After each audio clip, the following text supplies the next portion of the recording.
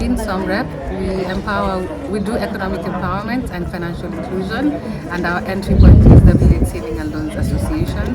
The Village and Saving Loans Association is a group of community members made up of 10 to 25 community members who come together to save, and they save for a cycle of between 9 to 12 months. And in this 9 to 12 months, we support them with kits, training how to set up the VSLAs, but trainings in financial literacy and gender empowerment. And what we're seeing is that groups, even in their first cycle, they're saving up to $1,000 amongst themselves, their own contributions.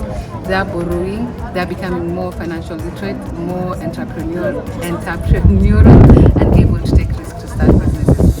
After the first cycle, we link them to financial institutions, and they're able to take bigger loans and enter the formal financial system. And what we see with this, especially amongst women, is that they become more outspoken, starting to work outside the homes in a community where women are traditionally homemakers and not people in business.